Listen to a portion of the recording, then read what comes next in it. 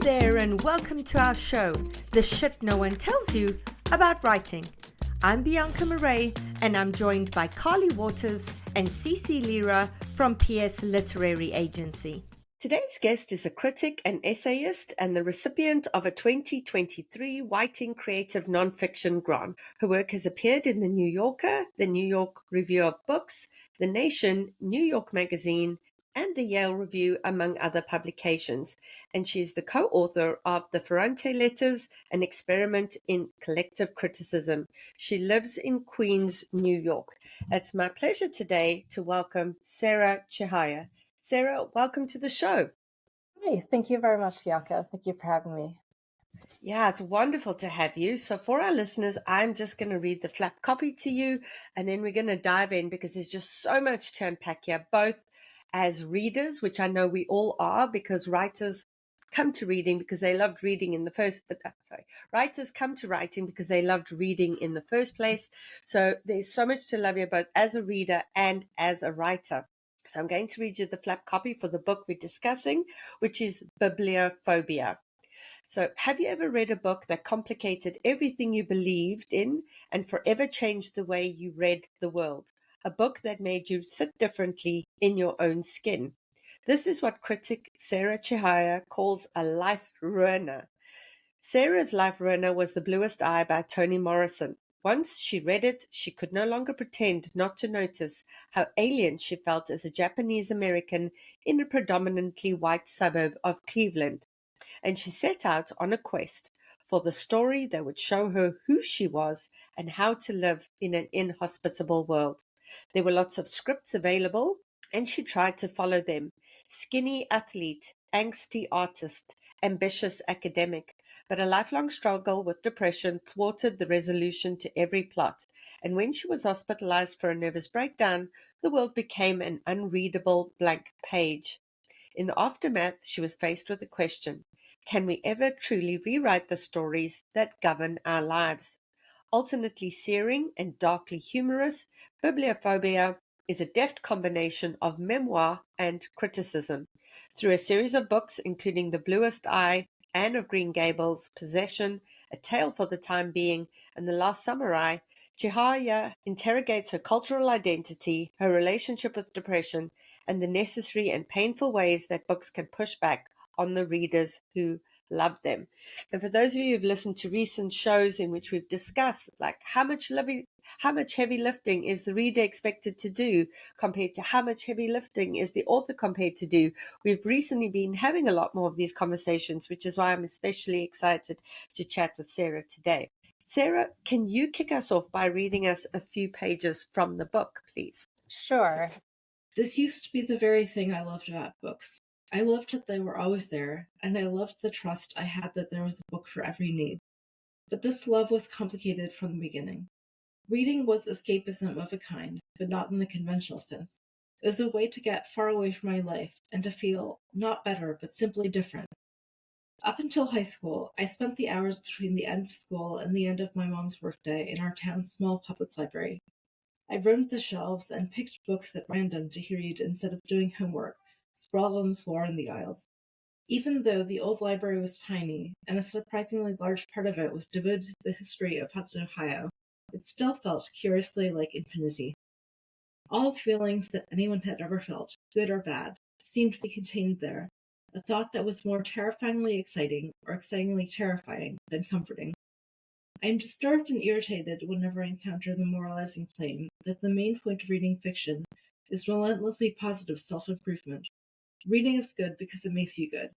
To think of reading in this reductive way is insulting, both to books and to their readers. Being good or becoming better, how can anyone think this is the limit of the literary imagination? This way of thinking also presses the act of reading into a kind of service. Even pleasure reading is so often put to work in public discourse, producing politically expedient or personally therapeutic sentiments. The very worst writing about novels reduces them to factories for empathy and sympathy. But why should reading always have to generate something useful, whether it be heartwarming inspiration or ideal or liberal subjects? I want to think of reading not as productivity, but as a kind of produce, something that grows in whatever unpredictable way will. sometimes smooth and beautiful and delicious, sometimes bitter and gnarled and thorny. I want to think with writers who, as Italo Calvino writes marvelously in If on a Winter's Night a Traveler, produce books as a pumpkin vine grows pumpkins, fruit for fruit's sake, not for the sake of whatever moral preserve or pedagogical jelly can be made of it. And I want to read as though eating whatever grows in those vines, an operation that is at once thoughtful and sensory, absorbing thought with one's whole body. Sometimes it is nutritious, sometimes it is poisonous, sometimes, surprisingly often, is both. For better or worse, you are what you eat. The books that refuse to be easily digested, the ones that churn up anxieties and fears you never knew you had, these are the ones that most strongly shaped my own experience as an adult. Looking back, they shaped even some of my earliest and clearest memories of reading, both books and the world outside them. I've only recently come to see that my relationship with books has become, or always has been, an uncomfortable but necessary vacillation between love and terror, between bibliophilia and bibliophobia. There are two imaginary texts that have always been on my mind, stories that offer the comforting illusion of form in a formless life. The first is a creation myth of sorts. Since I was a child, I have secretly believed that if I read enough, perhaps one day the right book would come along and save me. It is perhaps the closest thing I've ever had to a religious faith. It's like the fanatical conviction certain die-hard romantics have that one day they'll just meet their person and life will truly begin. Through all these years and all these thousands of books, I have been looking for a text that would explain everything to me, by which I arrogantly mean myself and the world, and how these two things relate, and, in explaining, make clear the way out of the limbo I've always been stuck in. I have auditioned many books for this role over the years, and no matter how many of them don't work out, I always believe that the next one will be it. The last page of that book would be the first page of my real life. But, like all creation myths, it is inextricable from a story of destruction. For many, many years, I had the queasy feeling that my life was a book that was not very long and not terribly interesting. I was never sure where I was in the plotline and often felt like I'd lost my place. Whenever things got dark and muddled, a singular way to resolve the narrative suddenly got very clear. It could always just end. I'd find myself suddenly arrived at the last few pages and eager to tear through them. Even as just a couple of days before, it seemed like there were many long, boring chapters left. It was a magical book. The table of contents could always shift, and the inevitable denouement, the inevitable denouement, sorry, the inevitable denouement could appear at any time. To say it had a plot is perhaps inaccurate, because there was only one point I was certain of: the conclusion.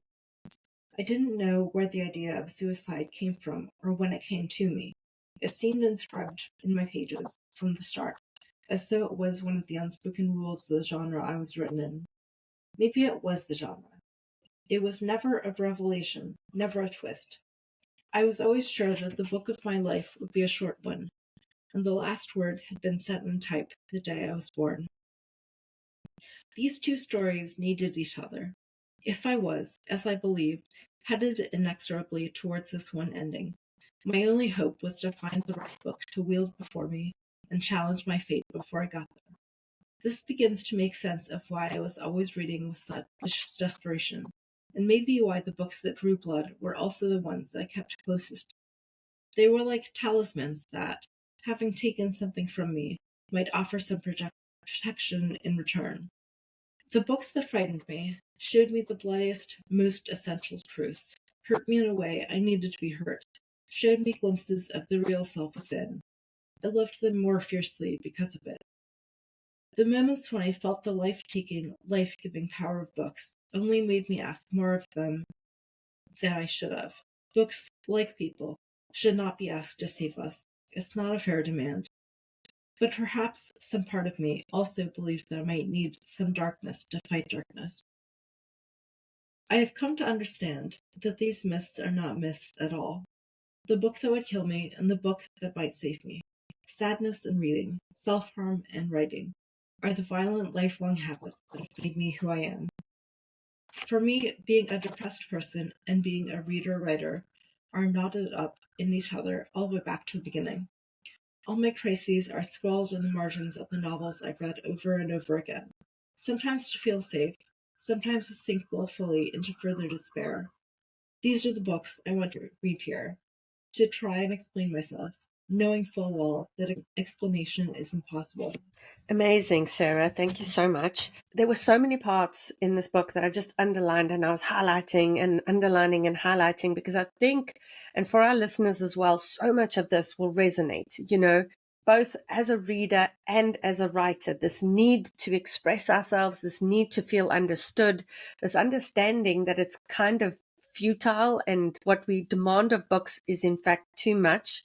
And I love how throughout the book you weigh up all of these questions and grapple with this throughout. And when I got to the Anne of Green Gables part, I squealed because that was the first book that I absolutely desperately fell in love with. And I was this little kid from South Africa. I thought, it was some magical place. I didn't even realize it was a real place in Canada. So can you take us a bit through when you decided to write this book, as you approached it? I mean, you must have had quite a few books that you were like, these are the ones that define me. These are the ones that are life ruiners.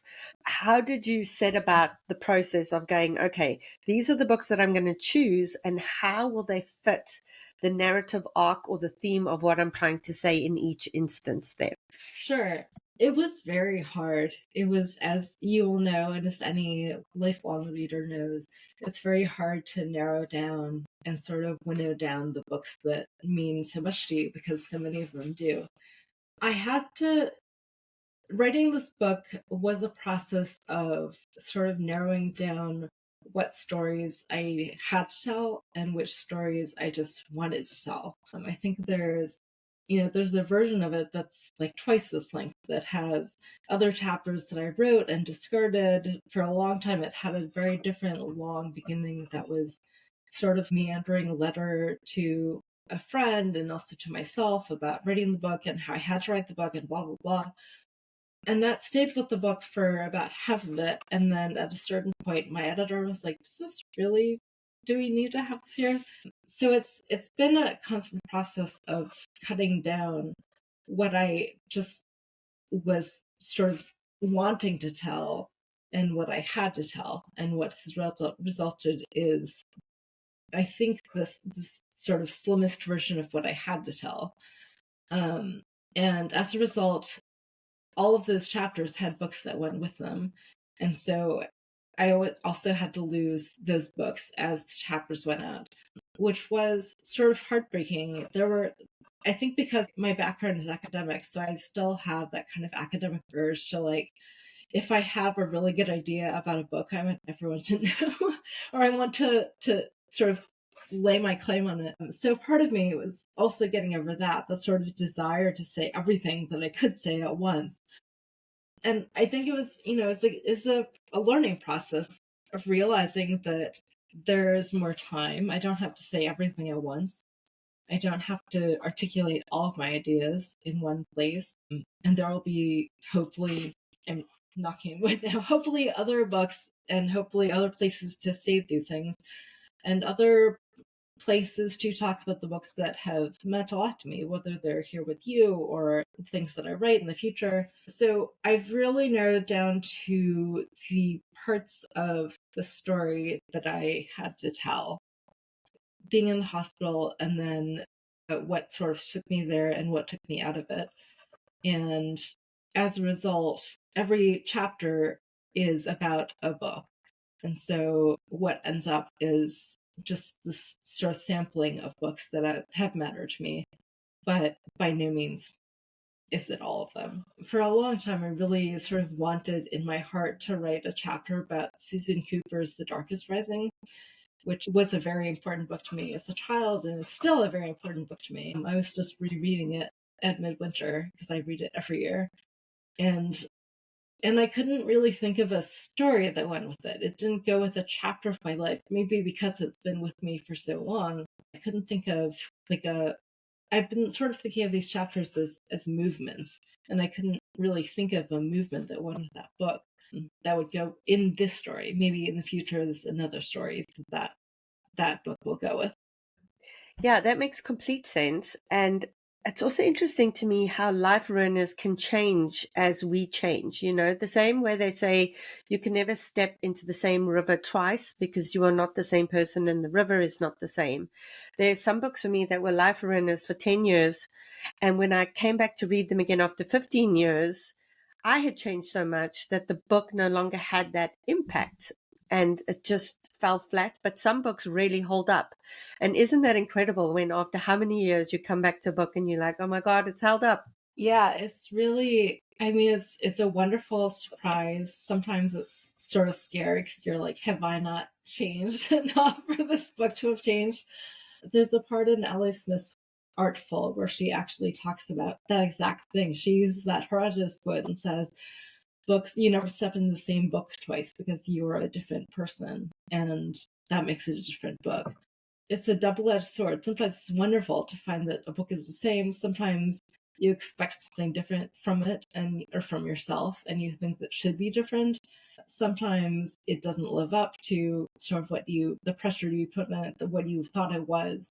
It makes you wonder sort of what, if you're up to these things in the intervening 5 years, what are they up to?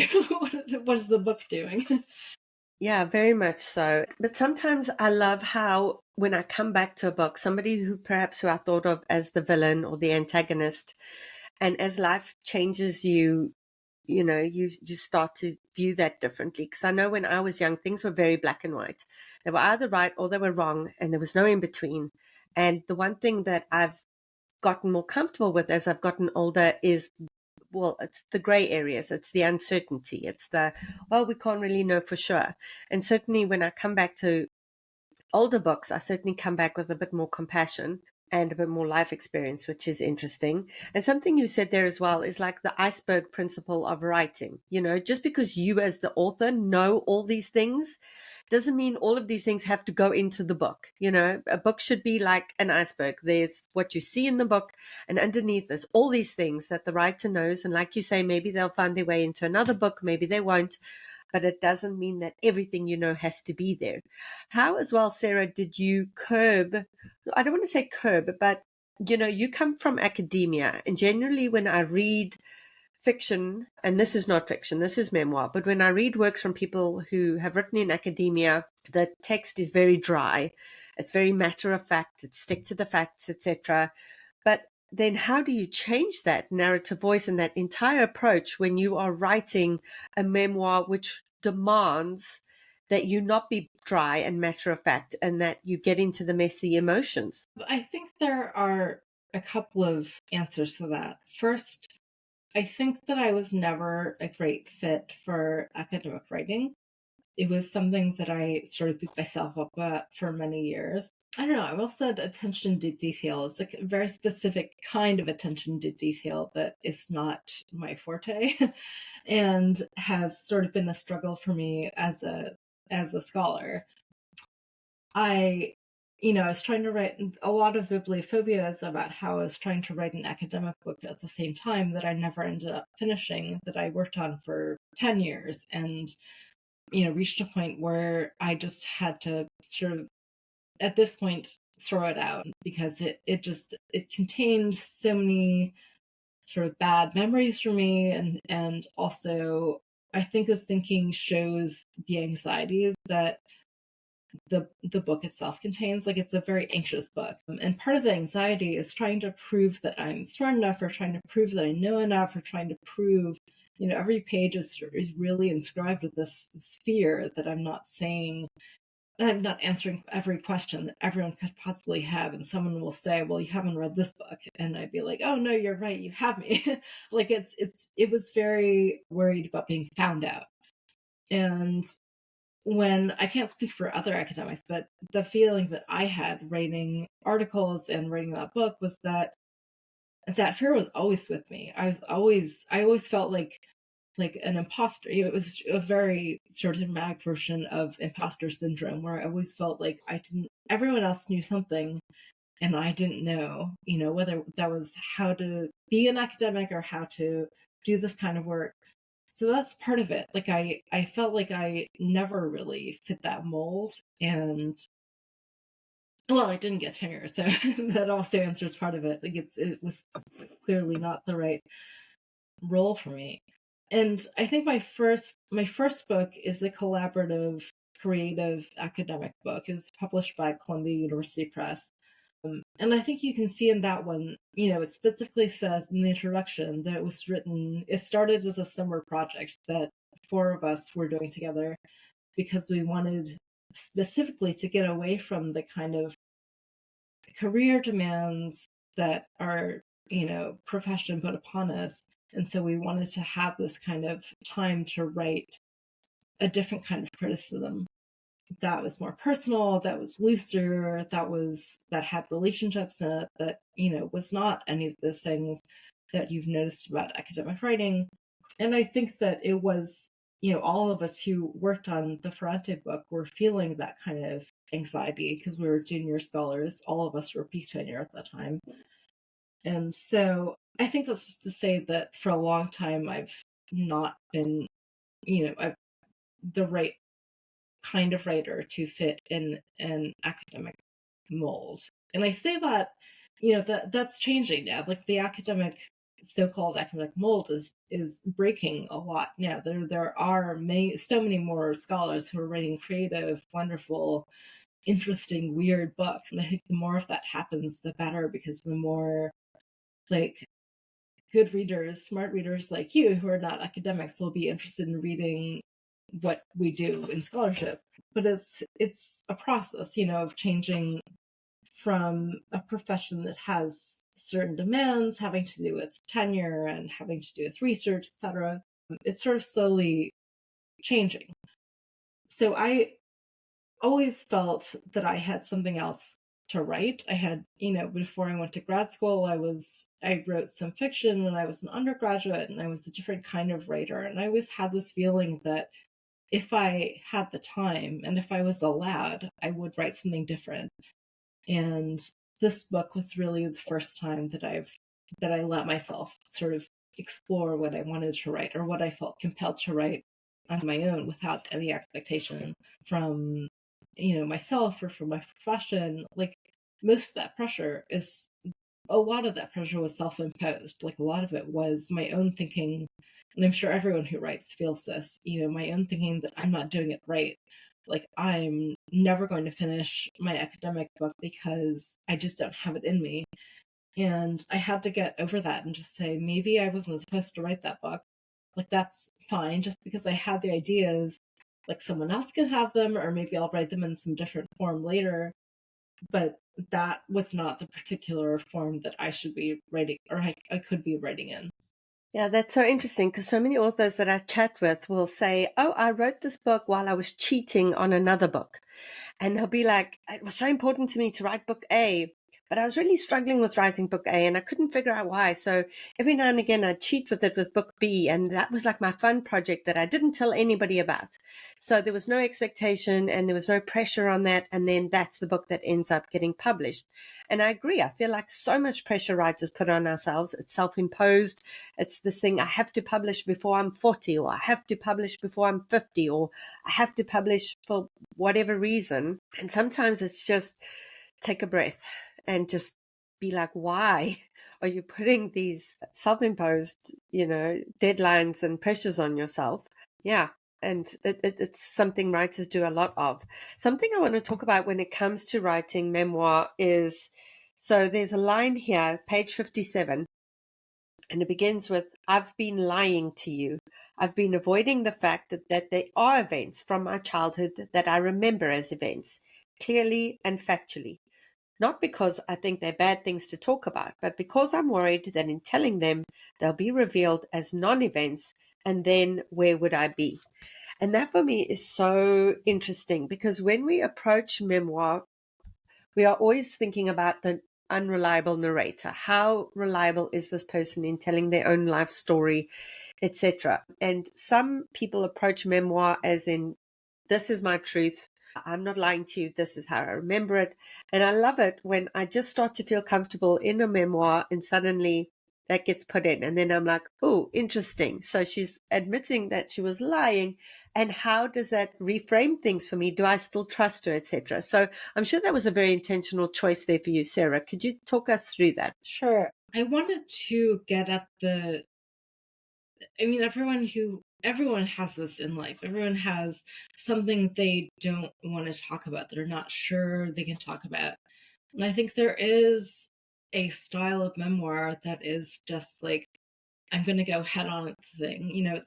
It's kind of an older style of memoir that's like, I've had this horrible experience and I'm going to tell you everything about it. I was whatever happened to me happened, and here it is. It just lays all out in the beginning. And when I was writing this book, I was thinking that there was a kind of tension between what had to be told, the reason for writing a memoir, which I still feel weird about and don't really know if there ever is a reason for writing a memoir. The reason for writing my memoir was the occasion for this occasional prose was that I had been hospitalized for a nervous breakdown, and that's like, I gather, an interesting event to some people. I don't know. But even what I just said sort of betrays the tension. Like, I don't think of that as being interesting or worthwhile or worth telling a story about, because it's just what my life has been like. Like, it's been so interesting seeing the reactions.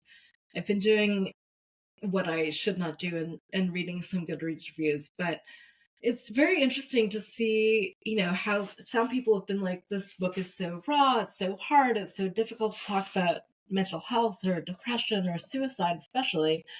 But to me, that was in some ways not the hardest part of the book. Like, the hardest part was admitting that it's a story at all. And because it just feels so ordinary to so many people, and to me, and to, to the people in my life. Like, it's just every day is like that. And so I had a real confusion that I had to confront. And I wrote that line, that sort of "I'm lying to you" line, when I was not sure. I was kind of caught between my editor saying, well, you have to get to the things somehow, and myself being like, well, I'm telling you, I'm not sure what I should get to. Like, I don't know where the event it begins and ends. And I think that's the thing about depression and a lot of mental illnesses, is that you don't know where it starts and stops. You just think, well, this is perfectly ordinary, but someone else might be like, this is crazy. Like, this is wild. I can't believe you're saying this. And so there are various moments in the book where I sort of draw myself up and say, well, I have to tell you something, because you won't stay with me if I don't tell you anything. But I also don't know what the right thing is to tell you. Like, I can tell you what happened, but I don't know for myself if that is, significant or insignificant. I'm sort of the worst judge of that. So, this book was a constant negotiation between myself being like, nothing is significant, and my editor or friends that I was sort of in writing groups with telling me, like, these are the things that you need to talk about.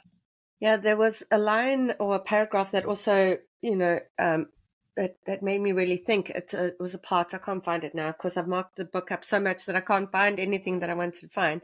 But it was in telling these anecdotes to people about crazy things that happened, like in your childhood and things with your father. I think there was something about reimagining a world in which all of these things were begging him to pick them up and fling them across the room.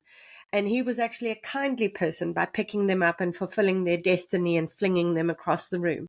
And how we then retell history to ourselves to make it more palatable, to be able to deal with the trauma of it. And then we tell these stories to other people in funny ways, because we've now been able to turn it into something funny, and people will listen and be horrified and go, that actually isn't funny. That's actually really traumatic. And I think that's something that we as all human beings struggle with, but especially memoirists. It's saying, here is this thing that's happened. I've coated it with so much humor so that it isn't a shard of glass anymore. And then when you're writing the memoir, you've got to take all that coating off and you've got to confront the shard of glass, right? Yeah, I think that's a really good metaphor for it, because you blunt the edges. You find these ways to tell stories such that you can laugh them off and say they're not serious or they didn't happen. Or it also is, it's complicated because often these stories are about people we love at the same time as being afraid of them. And the only way to deal with that tension is to say, well, it wasn't serious, or I'm not serious, or what they were doing was not serious, or whatever. And I think part of that is also, a way to be able to account for yourself without going too deep. Like, coming up with these funny stories can be a way of being able to talk about your childhood or whatever, whatever is traumatic to you, and say, like, I can explain this part of my life to you in this way, and you'll never ask questions about it because it's just a funny story. And if something is just a funny story, you never ask more about it, right? If something is a sad story, you ask more about it. If something is a complicated or a weird story, you maybe ask more about it. If something is just a sort of silly story or a funny story, then you expect that your listeners will not probe further into it, the way that no one asks for like a deep analysis of a joke you just told. Or hopefully no one asks for a deep analysis of the joke you just told. And so I think it's a defense mechanism, to sort of keep these things that happen to us sealed in sort of narrative envelopes, right? Where you can say, like, I have a neat story that will start and stop at a certain time. And, there may be many things contained within it that you have control over because it'll stop. And I think that's, we all do that. As you said, like, we all have our ways of kind of protecting ourselves from the edges of the shards of glass, but they can't last forever. Yeah, it's our podcast listeners are going to laugh because I always manage to bring everything back to the TV show Friends. And there was an episode there where I think Phoebe dated a psychologist, and he looked at Chandler Bing and he said, "Oh, I don't want to be there when the laughter stops." And that always resonates with me because there was a lot of laughter to cover up, obviously, a lot of sadness in that character as well. Sarah, we've now run out of time. I could have chatted to you forever. I love this book so much. For our listeners, we are linking to the book on our bookshop.org affiliate page. Get it there. You support an independent bookstore and you support the podcast at the same time. Sarah, thanks so much for being such a wonderful guest. Thank you so much, Bianca. It's been really And fun. that's it for today's episode. I hope you'll join us for next week's show. In the meantime, keep at it. Remember, it just takes one yes.